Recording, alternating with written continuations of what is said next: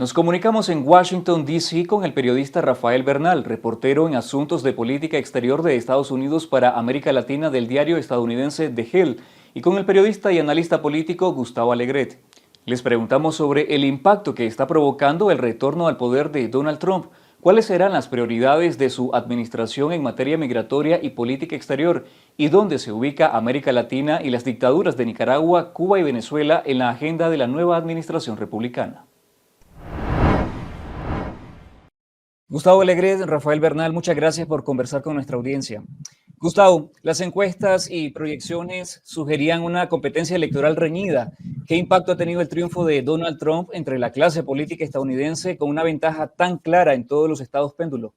Yo creo que lo que ha provocado esta victoria es, primero, una gran sorpresa, pero es una sorpresa que en el fondo esconde aquello que no se quería ver. Y es que Donald Trump estaba en una muy buena posición para conseguir una victoria, como así ha sido. Cuando uno ve el detalle de lo que ha pasado en los 7 estados que han sido fundamentales para la victoria de Donald Trump, que eran necesarios para ganar, tanto para Kamala Harris como para Donald Trump, estaba muy ajustado. Si vemos los datos en Georgia, Donald Trump ha superado a Kamala Harris por 2,2%, en Pensilvania por 1,9%, en Michigan por 1,4% y Nevada y Carolina del Norte por un poquito más, un 3,5%, 3,7%, 3,4%. En Wisconsin la cosa ha ido muy ajustada, menos de un punto porcentual. Con esto lo que quiero decir es cierto que hay una inapelable y clarísima victoria conservadora en Estados Unidos, pero cuando uno ve el detalle, se da cuenta de que es una victoria que por el sistema electoral les va a permitir tener un gran control de las cámaras, probablemente también de la Cámara de Representantes, seguro del Senado, pero la presidencia ha sido ganada, como decían las encuestas, por una victoria ajustada. Luego, además, se solidifica, y es una espina que se saca Donald Trump de las elecciones del 2016 respecto de estas, y es que en esta ocasión, además de ganar el colegio electoral, lo ha ganado el voto popular. Yo creo que ahora entraremos en una fase en la que los demócratas realmente tienen que hacer un proceso de reflexión para preguntarse por qué los ciudadanos, particularmente la clase trabajadora, no vibra como vibró hasta la primera victoria de Obama y la segunda con los demócratas, y en cambio están viendo que el Partido Republicano les representa mejor a tenor de los resultados. Rafa, Donald Trump obtuvo el respaldo de al menos el 45% del voto latino según una encuesta a pie de urna realizada por Edison Research. Eso es un 13% más que en las elecciones de 2020 y quizás un 17% más que en las de 2016. ¿Qué explica esta tendencia del voto latino? Lo más importante en este tema es reevaluar cómo medimos el voto latino. Y sí, efectivamente, mucho se fue para Trump, pero lo que sucedió es que muchos votantes dejaron de votar con su identidad o a consecuencia de su identidad. Finalmente, lo que nos han enseñado los exit polls es que en general la mayoría de los votantes de Trump, el tema económico era lo que les hacía determinar su voto. El grupo más grande de votantes de Harris fue el tema de la democracia, fue lo que los hizo, fue determinante para su voto.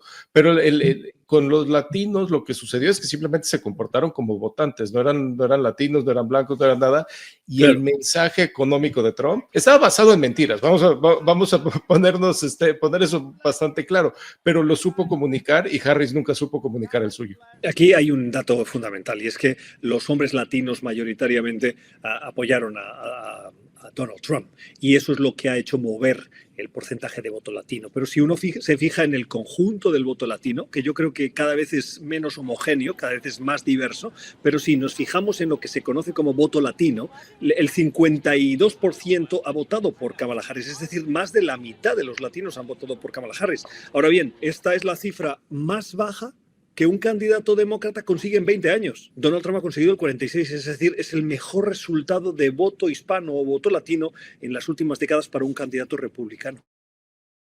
Gustavo, el Partido Demócrata no solo restó votos en la comunidad latina, como mencionabas, sino que perdió en todos los estados péndulos. ¿Por qué fracasó la campaña de Kamala Harris? Yo creo que porque no conectó con la esencia, el elemento fundamental que yo creo que motivaba a los ciudadanos, que es la economía. Había demasiados elementos, en mi opinión, demasiados mensajes que estaban circulando que podían ser relevantes, pero que realmente viendo los resultados nos hemos dado cuenta de que los ciudadanos han votado por aquello que el asesor de Bill Clinton en el año 90 dijo en un debate, o tras el debate de Perotti, Bush y Clinton: "Is the economy stupid?", ¿no? Los ciudadanos siguen pensando que estaban mejor cuando Trump estaba en la Casa Blanca antes de la presidencia que no ahora. Y el resto de las políticas que acompañan, o propuestas políticas que acompañan a uno u otro, no han sido definitivas, y en cambio la economía sí. Y Donald Trump tiene una habilidad especial para conectar con los miedos que tienen los trabajadores, los ciudadanos de este país. Y miedos en una época en la que se han acelerado los procesos de deslocalización por la globalización, y que hay otro que viene, y viene con mucha fuerza, que es la inteligencia artificial. Y frente a esos miedos, ven a Donald Trump como un tipo que les puede salvar, que les puede proteger mejor que no Kamala Harris. Y quiero agregar a eso, también Trump fue muy efectivo en definir a Harris. Harris se mantuvo bastante dentro de, digamos, los medios liberales, con la apuesta de que podía sacar a esos 81 millones de personas que votaron por Joe Biden en el 2020. Pero la elección del 2020 eran circunstancias muy diferentes. Por ella salieron a votar 67 millones de personas. Pero Trump se conectó en línea mucho mejor, se conectó donde los indecisos están escuchando y recibiendo sus noticias, y obviamente está muy difícil que Harris pudiera convencer a esos votantes. Es un resultado electoral que se explica por múltiples causas. Está la causa económica, están los miedos, está la economía, está el desconocimiento o la incomprensión de los derechos de las minorías, de lo que la izquierda ha descrito de una manera peyorativa como ese wokismo, en el que hay determinados colectivos que han ganado derechos, pero que la izquierda lo representa como una amenaza para los valores tradicionales que representan o que han definido la identidad de muchos ciudadanos en este país. Y entonces, al no comprenderlos, la gente los siente como una amenaza. Todos esos motivos suman en una misma dirección, y han sumado en una misma dirección lo suficientemente como para que muchos grupos de votantes distintos hayan decidido abrazar a Donald Trump, a pesar de ser un candidato con causas judiciales abiertas y con condenas pendientes, es decir, ya condenado, pero a pesar de eso lo prefieren porque se sienten más seguros con sus propuestas y con su liderazgo que no con el de Kamala Harris. Rafael, Trump ha prometido cerrar la frontera con México y ordenar deportaciones masivas. ¿Cuáles son los principales cambios en materia migratoria que pretende implementar la nueva administración? ¿Podrán deportar a tantos como prometió? Yo creo que la logística es casi imposible para deportar. Ellos dicen que 20 millones, yo no sé dónde van a encontrar 20 millones de indocumentados, pero van por los más o menos 10, 11 millones de indocumentados, más gente que está en estatus medio como lo puede ser el TPS o en búsqueda de asilo. Logísticamente a todas luces parece imposible, y parece más imposible sin graves violaciones de derechos humanos. No sé si eso sea obstáculo para una segunda administración Trump. De la manera que se han expresado, no lo será, pero la logística sí va a ser obstáculo, y el dinero es muy caro hacer eso. Es caro, es difícil, no existe la infraestructura, pero sí el intento puede llegar a aterrorizar a muchas comunidades donde hay muchos migrantes, o simplemente donde hay muchos hispanos o incluso comunidades inmigrantes de otras partes del mundo. Además, me parece que Trump ha tenido la habilidad de vincular de manera injusta y no justificada inmigración e inseguridad, porque los datos demuestran que los migrantes no son los que cometen más crímenes. Ahora bien, hay algunos migrantes en situación irregular que han cometido crímenes, y Trump se ha acogido a eso para culpar a los migrantes de la inseguridad y de la violencia. Pero ese sería tal vez otro tema. Pero miren, cuando uno enfrenta el miedo o el disgusto frente a una situación, en este caso la inseguridad, que por cierto los datos demuestran que ha ido descendiendo, pero que pertinentemente amplificados algunos delitos, contribuyes a crear esa situación de miedo. Lo que quiero decir es que el miedo es una percepción, una inseguridad que uno tiene. Puede que sea real, puede que no lo sea, pero ha conseguido crear esa sensación y culpar a un determinado colectivo. ¿Qué tenemos que esperar de los primeros días? Y lo estamos viendo ya en esta semana que está terminando, de Donald Trump, el primer día de llegar a la Casa Blanca. Una orden ejecutiva que pueda ser impactante y simbólica, ¿Por qué? Porque quiere lanzar ese mensaje de que con esa orden ejecutiva de atacar la inmigración irregular, de pedirle a las administraciones pertinentes que se pongan a trabajar para la deportación masiva, y la orden ejecutiva puede ser un brindis al sol, porque Rafa decía, la logística es muy difícil de llevar a cabo, pero que lance ese mensaje de que aquí estoy yo, porque voy a perseguir a todo el ilegal que se me presente por delante para expulsarlo. Otra pregunta, y aquí viene toda la logística, ¿no? ¿Dónde lo va a llevar? ¿Van a aterrizar aviones en México? Si México no quiere, ¿dónde van esos migrantes deportados? ¿Y qué pasa con los trabajos que están haciendo? Porque esa gente está trabajando, está pagando impuestos. ¿Cómo van a reaccionar los empresarios? ¿Va a llegar Trump tan lejos como para perjudicar las economías locales y la propia economía de Estados Unidos? Creo que va a buscar acciones de impacto, pero de impacto mediático, no de impacto real, porque aquí quien saca las castañas del fuego de la economía, de aquellos trabajos que nadie quiere hacer, son los hispanos. Va a usar la amenaza para retar al gobierno de Claudia Sheinbaum a seguramente, bueno, como se dice aquí, exportar las violaciones de derechos humanos, cosa que ha estado haciendo México, bueno, ha estado haciendo Estados Unidos con México durante la administración Biden, especialmente en el último año. Entonces, eso tal vez ni siquiera cambie tanto, tal vez ahí Trump agarre una nota del cuaderno de política migratoria de Biden, irónicamente.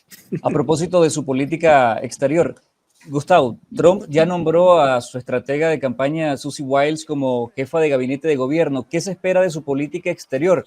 ¿Hay alguna señal de sus prioridades? Sí, claro, las prioridades son muy claras. America first, Estados Unidos primero. Y él ha prometido, vamos a ver cómo lo logra concretar, uno, que va a contener a China, dos, que va a terminar con la guerra en Ucrania en cuestión de días. Y yo creo que está toda la política de América Latina. Voy rápido por partes. Yo creo que con China viene una guerra comercial que se va a acelerar. Y Xi Jinping está en una posición más débil que la primera presidencia de Donald Trump. Guerra comercial con China y tensión diplomática. Yo espero que se acelere. Segundo, solucionar el conflicto de Ucrania. Aquí hay varios elementos. Si gana Putin, pierde la OTAN y pierde Ucrania. Pierde territorio, pierde legitimidad moral, queda como un derrotado. Y si gana Ucrania, pierde Putin. No sé si aliado, pero como mínimo amigo de Donald Trump, ¿no? Han tenido una relación muy estrecha y él se jacta de tener una línea directa con él. Esa resolución va a ser un reto diplomático para él. La principal relación e interés que tiene Trump con América Latina es México y de manera indirecta Centroamérica por el tema migratorio. Si no existiera la cuestión migratoria, no le interesa en absoluto América Latina. A pesar de ser un espacio natural, próximo y de relación comercial muy estrecho, no le interesa en absoluto. No le interesa Cuba, no le interesa Venezuela. Y puede buscar, lo leí estos días del profesor de la Universidad de Georgetown, Michael Shifter, que decía que no sería de extrañar que Donald Trump quisiera dar un golpe de timón y tener una cumbre diplomática con el líder del régimen venezolano, Nicolás Maduro, porque eso encajaría en la tradición de Trump, si se puede hablar de tradición, de codearse con autócratas. Lo hizo con Kim Jong-un, lo hizo con Vladimir Putin y lo podría hacer con Nicolás Maduro, buscando que solucionen el tema migratorio, que no vengan más venezolanos y abriendo la puerta a los intereses de los amigos de la administración Trump en cuestiones comerciales, particularmente energéticas y muy específicamente del sector del petróleo. En esa agenda de prioridades de su política exterior, ¿dónde se ubica América Latina? Y dentro de esa agenda de América Latina, ¿dónde se ubican los regímenes autoritarios de Nicaragua, Cuba y Venezuela? Si no fuera por la migración, se le olvida que existe América Latina, salvo tal vez el tema de la renegociación o la reapertura del tratado comercial con México y Canadá. No le preocupa mucho el tema de los tres rivales. Los usará Cuba cuando le convenga políticamente para decir algo, para mantener contentos a sus aliados en Miami. No veo que haya gran apertura, ni en un sentido positivo como la hubo con Obama, ni en un sentido negativo, digamos, de apretarle las tuercas. Nicaragua, yo no sé si Donald Trump puede encontrar a Nicaragua en un mapa, para ser perfectamente honesto, ni si le importe querer saber hacer eso. Si en algún momento hace una declaración sobre Nicaragua, va a ser un reflejo de que dentro del mundo Trump, dentro de su alianza política, hay gente con muchos intereses diversos y hay veces que están compitiendo por tener la atención del presidente y por tenerlo a él como reflector mediático de los intereses que a ellos les importan. Entonces, si alguien que le importa a Nicaragua llega al oído de Trump y le dice algo que le interesa, tal vez en ese caso oiremos a Trump directamente decir algo en Nicaragua. Sobre la relación con México, un apunte. Lo que viene en 2026 es una revisión del Tratado de Libre Comercio, no una renegociación, porque si fuera renegociación probablemente tendría que pasar por el Congreso y ese no es el trámite que está previsto como mínimo. Lo que van a hacer es revisarlo para ajustar. Yo no creo que Trump tenga apetito para entrar en una renegociación de ese tratado. Sí lo va a utilizar para decirle a Claudia Sheinbaum: ponga la frontera sur de Estados Unidos al sur de México, controle la entrada de migrantes. Hágalo porque ese es su territorio. ¿Y qué quiere? Esto en el Tratado de Libre Comercio, en la revisión, no se preocupe, lo hacemos, pero garantíceme eso otro. Trump retornará a la Casa Blanca, lo mencionaban, como un convicto y volverá con una mayoría en el Senado y en el Congreso. ¿Qué se avisora para su nuevo mandato? ¿Gobernará sin frenos? A mí me parece que sí, que viene muy envalentonado. Uno conoce los resortes del poder, tiene la primera presidencia como la experiencia. Dos, este es el partido republicano más trumpista de los últimos años y, por supuesto, en comparación con el 2016, hoy Donald Trump tiene menos voces críticas dentro del Partido Republicano. Tres, va a tener el control del Senado, importantísimo. Es muy probable que de la Cámara. Y además llega con, una Corte Suprema que le es afín, que es conservadora como mínimo. No creo que le vaya a hacer caso en todo. Yo creo que la Corte va a intentar demostrar que no es una Corte republicana, aunque sea solo para salvar la cara. Pero en cualquier caso, el regalo que le ofrecieron a Donald Trump sobre su inmunidad presidencial es fundamental. Y eso en el imaginario de Donald Trump es: llego con poder absoluto y con una Corte Suprema que me acaba de decir que tengo inmunidad. Por lo tanto, adelante, hagamos lo que tengamos que hacer. Y con un último elemento: no busca la reelección. Donald Trump no se puede volver a presentar. Por lo tanto, un político que no enfrenta reelección es capaz de tomar decisiones que solo le gusten a su propia base, aunque generen mucho ruido, porque sabe que ya no se está jugando volver a estar en la Casa Blanca. Por lo tanto, yo sí creo que viene un Donald Trump con tics muy autoritarios o muy poco dado a la búsqueda de consensos y a la pacificación del país para intentar contentar a todos. Hablando sobre la política doméstica, el proyecto 2025 elaborado por una coalición conservadora para el primer año de Donald Trump se propone, entre varias cosas, desmontar el gobierno federal. ¿Qué influencias puede tener esta propuesta en la administración de Donald Trump? Yo creo que va a poder hacerlo si controla la Cámara de Representantes, si tiene el control de esa Cámara. La Cámara es la que asigna el presupuesto. Acordaros de cuando Donald Trump durante su primera presidencia dijo que iba a construir un muro y el liderazgo de Nancy Pelosi se lo negó, le negó los fondos. Tú no construyes un muro si no tienes fondos. Y por lo tanto no hubo muro más que extensiones o mejoramiento de algunas zonas que tenían o que necesitaban la reconstrucción de las partes que suponen la división fronteriza. Entonces, primer punto ese. Y el segundo, sí puede erosionarlos de una manera importante. No sé hasta qué punto eliminarlos, pero probablemente lo tiene que hacer en los próximos 2 años y eso tiene un coste. Y digo que puede erosionarlos porque en el pasado vimos cómo erosionó 2 grandes áreas de la administración, del gobierno. Uno, el Departamento de Estado, lo mermó de funcionarios, hubo una estampida y la política exterior estadounidense se vio muy tocada, porque la política no la hace solo el secretario de Estado. Y el segundo área que también desmontó, y Rafa lo reportó y lo explicó muy bien en The Hill, como otros medios de comunicación, es el de la seguridad nacional. Dejó un proceso de seguridad nacional muy debilitado y eso afectaba a la tramitación de asilos, al control fronterizo, a la tramitación de visas. Eso quedó absolutamente casi desmantelado. Y a la administración Biden le tocó reconstruirlo y tardó meses. El impacto fue muy importante sobre la vida de muchas personas que de manera legal buscaban establecer su futuro en Estados Unidos y que Donald Trump, con su afán de evitar que vengan, acabó afectándoles de una manera importante. El Departamento de Seguridad Interior va a sufrir cambios inmediatos, muy parecidos a los que sufrió a lo largo de 4 años en la administración Trump. Ese tipo de cambios administrativos los vamos a ver inmediatamente, algunos basados en el proyecto 2025, otros no. No creo que ni siquiera Trump, sin barandales de seguridad en 4 años tuviera el tiempo para reformar el gobierno a la profundidad que sería implementar todo el proyecto 2025, pero sí van a escoger partes y las van a implementar y va a haber cambios muy, muy drásticos en cómo mucha gente, particularmente los extranjeros, se relacionan con el gobierno federal.